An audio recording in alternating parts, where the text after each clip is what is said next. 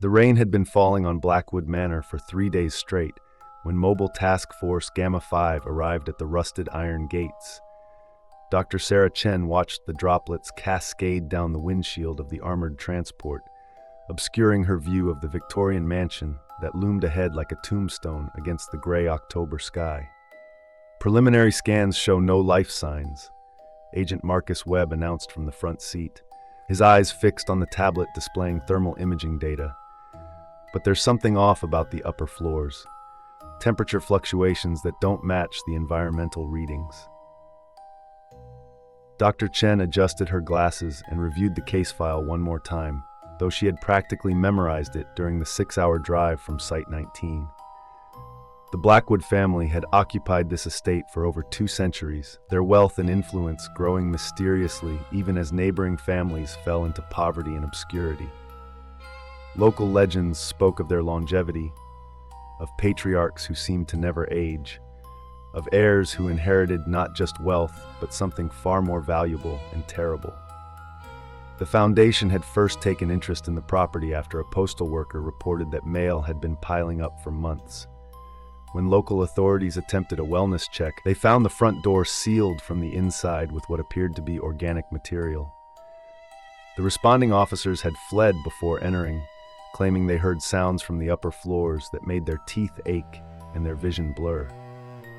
"Remember," Dr. Chen said as the team prepared to disembark, "we're looking for evidence of biological anomalies. The Blackwood family records indicate 7 living members as of last year. We need to determine their current status and assess containment requirements." Agent Webb led the way, accompanied by 3 other security personnel, all equipped with standard hazmat modifications and Class B cognitohazard filters. Dr. Chen followed with her research assistant, a nervous young man named Thomas Reeves, who had only been with the Foundation for 8 months. The front door opened with surprising ease, the organic seal having dried and crumbled. Inside, the manor was a study in arrested decay. Dust covered every surface in a thick blanket, but the furniture remained intact, frozen in time as if the inhabitants had simply vanished mid-routine. A teacup sat on the parlor table, the liquid inside long since evaporated into a dark stain. A book lay open on a reading chair, its pages yellowed but still legible. "This is dated 1823, Thomas said, examining the book carefully. "It's a medical journal. The entry describes symptoms of accelerated aging in laboratory mice." Dr. Chen photographed the page. "Bag it. Everything in this house is potential evidence." They moved through the ground floor systematically, documenting everything. The kitchen held food that had rotted decades ago, now reduced to desiccated husks. The dining room table was set for 7, each place setting untouched. But it was the photographs that caught Dr. Chen's attention, dozens of them lining the walls of the main hallway, depicting generations of Blackwoods. She studied them closely, noting something peculiar. While the photographs spanned nearly 200 years, the faces seemed to repeat. The same sharp nose, the same deep-set eyes, the same thin lips. But more than that, there was something wrong with the chronology. A man identified as Aldrich Blackwood appeared in a daguerreotype from 1847, then again in a photograph from 1889, looking not older but somehow younger, his features smoother, his posture more upright. "Are we sure these aren't just family resemblances?" Thomas asked, leaning in to examine the images. "Look at the ring," Dr. Chen pointed to a distinctive signet ring visible in both photographs. "Same ring, same scar on the left hand. This is the same person." Agent Webb's voice crackled over the radio. "Dr. Chen, you need to see this. 2nd floor, master bedroom." They climbed the grand staircase, their footsteps echoing in the silence. The air grew noticeably colder as they ascended, and Dr. Chen's breath began to fog. The temperature gauge on her suit read 15 degrees Celsius, far colder than the ground floor. The master bedroom was vast, dominated by a 4-poster bed draped in decaying silk, but it was empty. What drew Dr. Chen's attention was the wall opposite the bed, which had been covered entirely in handwritten text. The writing was cramped and frantic, covering every inch of available surface in a spiral pattern that made her eyes hurt to follow.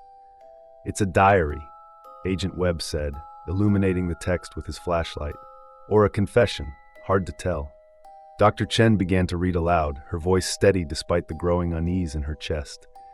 Entry dated April 3rd, 1891. The reversal has begun. Father warned me this would happen, but I did not believe. I thought myself immune, chosen, special. But I see now the signs he described. My hair has returned to its youthful color. The aches in my joints have vanished. I should be grateful, but I know what comes next. I have seen it happen to all who came before me. The price of our gift is not death, but something infinitely worse. We do not die. We cannot die. We only diminish. Thomas had gone pale. Diminish? What does that mean? Dr. Chen continued reading, moving along the wall. Entry dated August 19th, 1895. I am 40 years old, yet I appear to be 25. The reversal accelerates. I have locked Father in the nursery wing with the others. I cannot bear to look at them anymore, to see what I will become. They stare at me with such hatred, such desperate pleading in their infant faces. But I cannot help them. I cannot even help myself. Nursery Wing, Agent Webb said, consulting the architectural plans on his tablet. 3rd floor, East Wing, access via the servants' staircase. The team regrouped in the hallway. Dr. Chen could see the tension in their faces, the way their hands moved unconsciously to their weapons. She felt it too, the growing certainty that whatever they found in the nursery wing would fundamentally change their understanding of what the Blackwood anomaly truly was. The servants' staircase was narrow and steep, designed for staff to move through the house unseen. As they climbed, the temperature continued to drop. At 2.5 degrees Celsius, Dr. Chen's suit began to struggle with thermal regulation. Frost formed on the walls, creating bizarre patterns that looked almost deliberate, like fingers reaching toward them. They emerged into a long corridor lined with doors. 7 doors, Dr. Chen counted. 7 living members of the Blackwood family, according to the records. The first door was unlocked. Agent Webb pushed it open slowly, his weapon raised. Inside was a nursery, perfectly preserved but scaled wrong somehow. The crib was adult-sized, the mobile hanging above it, crafted from what looked like vintage pocket watches and antique jewelry. The wallpaper depicted not cheerful animals, but anatomical diagrams of human development, running in reverse from adult to infant to fetus. In the crib lay what appeared to be a young child, perhaps 10 years old. He was perfectly still, eyes open, staring at the ceiling. He wore clothes that had once been a fine suit, but had been crudely altered to fit his smaller frame. "Is he alive?" Thomas whispered. Dr. Chen approached carefully, her medical scanner active. Heartbeat detected, respiration normal, brain activity. She paused, checking the readings again. Brain activity is abnormally high. Patterns consistent with advanced age and experience, not childhood. The boy's eyes suddenly snapped toward her, and Dr. Chen stumbled backward. Those eyes were wrong, clouded with cataracts, surrounded by wrinkles that shouldn't exist on such a young face. The eyes of someone ancient trapped in a child's body. The boy's mouth opened, and a sound emerged that made Dr. Chen's skin crawl. It was an attempt at speech, but the vocal cords were too undeveloped, the mouth too small. What came out was a warbling, infantile approximation of words, but she could almost make out the meaning beneath the babbling. "Help me," the thing that looked like a boy seemed to be saying. "Please, end this." "Second room," Agent Webb said, his voice tight. "We need to document them all." The second room held what appeared to be a 7-year-old girl, lying in a similar oversized crib. Same ancient eyes, same desperate attempt at communication. The third room held a 5-year-old. The fourth, a toddler who could barely hold his head up, but whose eyes tracked them with the sharp intelligence of decades of experience. "This is impossible," Thomas said, his voice rising toward panic. "This violates everything we know about human development. The brain requires a certain physical structure to maintain consciousness, memory, identity. You can't compress an adult mind into—" "We compress anomalies into containment all the time," Dr. Chen interrupted, though her hands were shaking as she took readings. "Reality bends around these objects, these places. The Blackwoods found something, or something found them. A way to extend life not by preventing aging, but by reversing it." "But it doesn't stop," Agent Webb said, looking at the progression of rooms. "The aging reversal doesn't stop." The fifth room held an infant, perhaps 1 year old. He lay in his crib, arms and legs moving with the uncoordinated spasms of early motor development. But his face, His face held an expression of such profound despair that Dr. Chen had to look away. The infant was crying, but the sound was wrong, modulated in a way that suggested he was trying to form words, trying to communicate across the vast gulf between his ancient mind and his infantile body. Dr. Chen activated her audio recorder and moved closer. She had to know. She had to understand what he was trying to say. The crying resolved into a pattern. Short sounds, long sounds, repeated over and over. It took her several minutes to recognize it. Morse code. The infant was crying in Morse code. She translated mentally as she listened. "Kill me, please, God, please, kill me." "Dr. Chen," Agent Webb said urgently, "the last 2 rooms." The 6th room held a newborn, perhaps only weeks old in appearance. The baby was smaller than any infant Dr. Chen had ever seen, almost translucent, with skin so thin she could see the network of veins beneath. But the eyes were the worst yet. Milky white with cataracts, but behind them, something ancient and aware stared out at the world with focused hatred. The baby's mouth moved and sounds emerged. Not crying, not babbling. Dr. Chen leaned closer, her recorder active. "Prithi, grant me surcease," the baby whispered in archaic English, each word a monumental effort that left him gasping. "I am Cornelius Blackwood, born in the year of our Lord 1792. I have lived 230 years. I have forgotten the faces of my children. I have forgotten the sound of my own voice. I have watched my body betray me, shrinking, diminishing, until I am less than I began. And still I cannot die. Still I endure. For God's mercy, end me." Thomas had backed against the wall, his face white. "This is hell. This is actual hell." "The 7th room," Dr. Chen said, though every instinct screamed at her to flee. "We have to document the 7th room." The door to the 7th room was different from the others. It was sealed with the same organic material that had covered the front entrance, but this seal was fresh, almost wet. Agent Webb cut through it carefully, and it peeled away like skin. The room beyond was the coldest yet, well below freezing. Frost covered every surface in thick sheets. The crib in this room was the smallest, designed for a newborn. Inside lay something that might have once been human. It was the size of a premature infant, no larger than Dr. Chen's forearm. The skin was paper-thin and translucent, the bones visible beneath like a medical diagram. The head was disproportionately large, the features compressed and alien. But it was alive. The tiny chest rose and fell with labored breaths. The fingers, each no larger than a grain of rice, twitched and grasped at nothing. And the eyes, God help her, the eyes, they were barely visible, clouded almost completely white, but they tracked the team's movements with perfect awareness. This was the great-grandfather, Dr. Chen realized, the patriarch of the Blackwood family, the first to receive the curse of immortality. She checked her scanner. The readings were impossible. The brain activity suggested not just consciousness, but hyper-awareness, centuries of accumulated memory and experience compressed into a structure smaller than a tennis ball. The thing in the crib made a sound. It was barely audible, a whisper that might have been mistaken for air escaping a punctured balloon. Dr. Chen leaned down, her recorder pressed as close as she dared. "I am." The voice was so faint she had to strain to hear it. "I am Nathaniel Blackwood. I claimed the gift in 1791. I sought immortality. I found damnation." Each word seemed to cost him tremendous effort. The tiny body shuddered with each syllable. "I am shrinking still, each year smaller, soon too small to breathe. But I will not die. I will only diminish, forever smaller, forever aware, forever trapped. This is the Inheritor's curse. This is the price of eternity." Dr. Chen stood back, her mind reeling. "How long?" she asked. "How much smaller will you become?" The ancient thing in the crib was silent for a long moment. Then, with what might have been the last of his strength, he whispered, "There is no end, no death, only endless diminishment. Soon I will be too small to see, then too small to exist in any way that matters. But still I will be, still I will think, still I will suffer. Microscopic, subatomic, forever, forever, alone, forever, screaming in the dark." Agent Webb grabbed Dr. Chen's arm. "We need to leave. Now. This isn't a containment situation. This is a mercy-killing situation." But Dr. Chen was staring at the walls of the 7th room. They were covered in writing too, but this writing was different.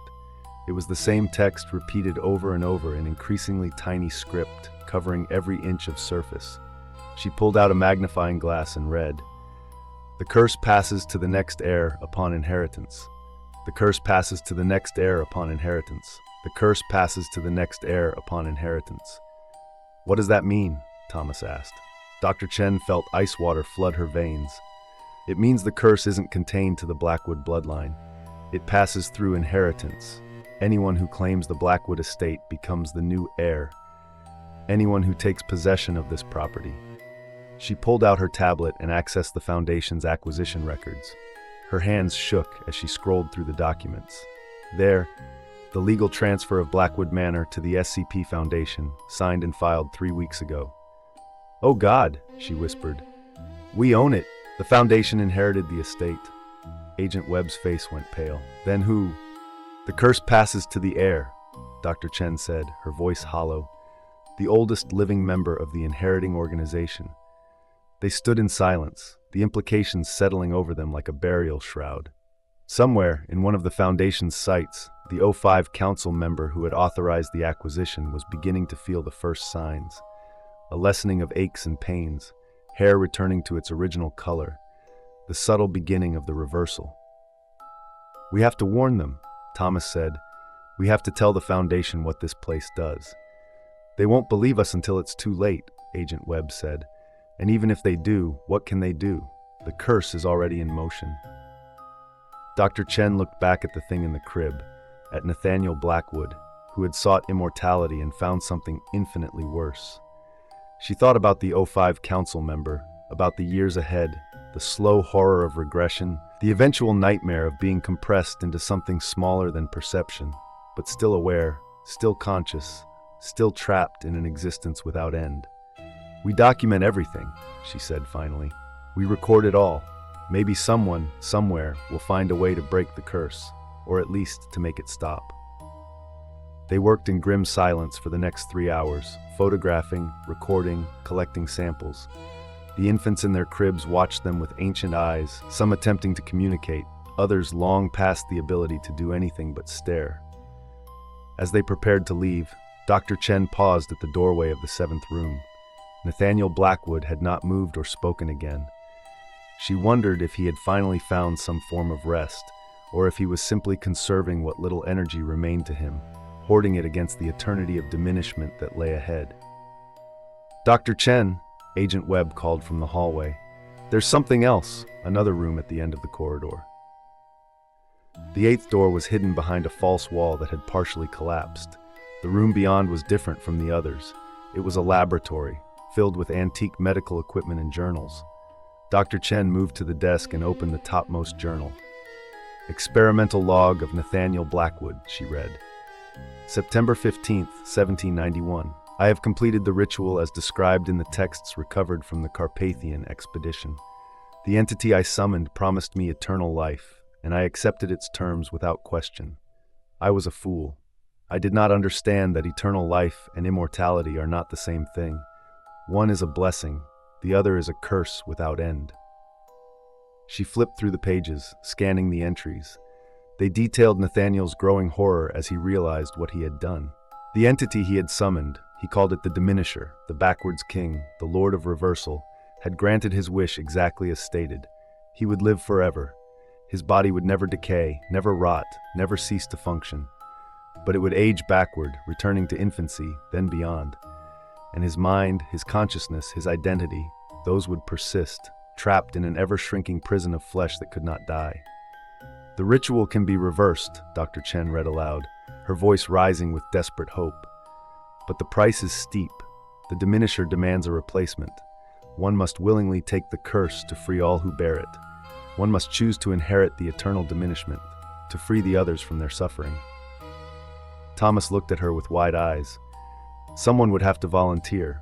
Someone would have to willingly accept this curse. "To save the O5 council member," Agent Webb said quietly. "To prevent the curse from spreading further through the Foundation, someone would have to sacrifice themselves." They stood in silence, each contemplating the impossible choice. Dr. Chen thought about the O5 council member. She didn't know which one. didn't know if it was someone she had met or merely heard of in whispers. But they were human, and they were about to experience a horror beyond comprehension. She thought about Nathaniel Blackwood, compressed into something barely visible, still aware, still suffering, doomed to shrink forever into the quantum foam of reality itself, eternally conscious, eternally trapped. She thought about her career with the Foundation, about the oath she had taken: secure, contain, protect. Sometimes containment meant more than locking something away. Sometimes it meant taking the horror into yourself to keep it from spreading to others. "There has to be another way," Thomas said, but his voice carried no conviction. Dr. Chen pulled out her radio and contacted Site-19. "This is Dr. Sarah Chen. I need to speak to the Ethics Committee immediately. Priority Alpha. I have a solution to the Blackwood anomaly, but they're not going to like it." As she waited for the connection, she looked back at the 7th room, at the thing that had once been Nathaniel Blackwood. In a strange way, she understood him now. He had wanted to live forever, to escape death's inevitability. He had gotten exactly what he asked for. "Be careful what you wish for," she thought. "The universe has a terrible sense of irony." The radio crackled to life. "Dr. Chen, this is Ethics Committee Chairperson Rodriguez. We've been monitoring your transmissions. We understand the situation." "Then you know what needs to be done," Dr. Chen said. "We do, and we're prepared to select a D-class volunteer." "No," Dr. Chen interrupted. "The ritual specifies that the replacement must willingly accept the curse with full knowledge of its effects. A D-class personnel under threat of termination cannot give true consent. It has to be someone who chooses freely." There was a long pause. Then Rodriguez said, "Dr. Chen, you're not suggesting—" "I'm not suggesting anything. I'm stating a fact. Someone has to take the curse. It might as well be someone who understands what they're getting into." "Absolutely not. We'll find another way. There is no other way." Dr. Chen's voice was calm, resigned. "I've read Nathaniel's research. The curse spreads through inheritance. It's already claimed 105 council member. If we don't stop it now, it will claim the next heir, and the next, and the next. The Foundation itself will become a vector for this anomaly." Agent Webb stepped forward. "I'll do it. I'm older than Dr. Chen. I've had a full life." "The ritual requires someone with Blackwood blood or someone who performs the original summoning ritual," Dr. Chen said, showing him the journal. "I'm the only one here who matches the profile. Female, unmarried, no children. The same profile as Nathaniel when he performed the ritual." Thomas was crying now, tears streaming down his face. "There has to be another way. Please, Dr. Chen, there has to be." "There isn't." She smiled at him, surprised by how calm she felt. "It's okay, Thomas. Someone has to stand between humanity and the dark. That's what we do. That's what we've always done." She spent the next hour preparing the ritual, following Nathaniel's instructions exactly. The summoning circle had to be drawn in the 7th room, in the presence of the first victim. She worked carefully, checking each symbol against the journal. When everything was ready, she stood in the center of the circle and began to speak the words. They were in a language she didn't recognize, but they seemed to come naturally to her tongue, as if the ritual itself was guiding her. The temperature in the room dropped even further. Frost formed in the air, creating patterns that hurt to look at. And then something was there with them. Not visible, not tangible, but present. The Diminisher, the Backwards King, the Lord of Reversal. Dr. Chen felt its attention settle on her like a weight. It was ancient beyond measure, alien beyond comprehension. It did not hate them or love them. It simply was, and it offered what it had always offered, eternal life at the price of eternal diminishment. "I accept the curse," Dr. Chen said clearly. "I willingly take it upon myself.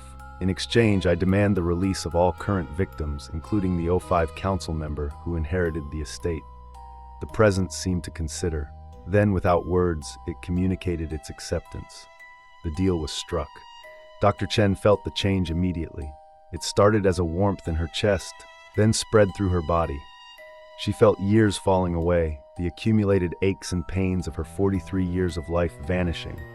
Her vision sharpened, her hair thickened, and she understood, with terrible clarity, that this was just the beginning. She had decades ahead of her. Decades of regression, of watching herself shrink and diminish, of being trapped in an increasingly small and helpless body while her mind remained intact. Eventually, she would be in a crib like these, trying desperately to communicate with ancient eyes and an infant face, and then smaller and smaller, until she was too small to see, too small to interact with the world in any meaningful way, but still aware, always aware, forever. "Get out," she told the team. "Document everything and get out. Don't come back for me." "Dr. Chen," Agent Webb started. "That's an order, Agent. Go, tell the Foundation what happened here. Tell them what I did, and tell them—" She paused, feeling the first real fear beginning to set in. "Tell them I did it willingly. Tell them it was worth it." They left, Thomas practically being carried by the other agents. Dr. Chen heard their footsteps fade down the corridor, down the stairs, out of the manor. She was alone now, except for the things in the cribs. She walked from room to room, looking at what she would become: the 10-year-old, the toddler, the infant, the newborn. In the 7th room, Nathaniel Blackwood had changed. He was larger now, growing back toward infancy, then childhood, then adolescence. The curse was leaving him, flowing into her.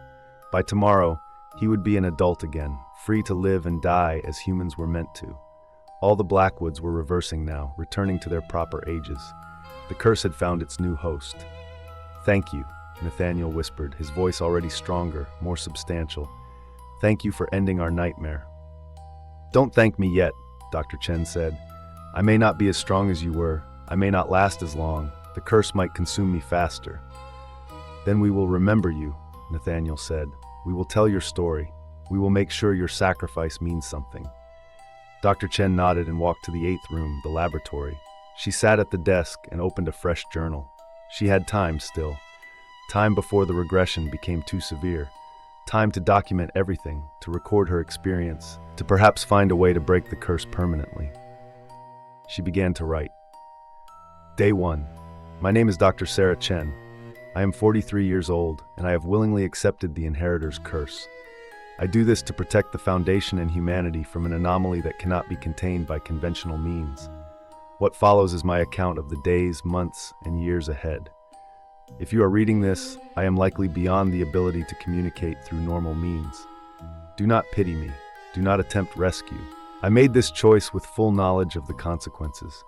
I only ask that you remember, sometimes the only way to contain a horror is to become its vessel. Sometimes the only way to protect humanity is to sacrifice your own. She continued writing as the sun set outside Blackwood Manor.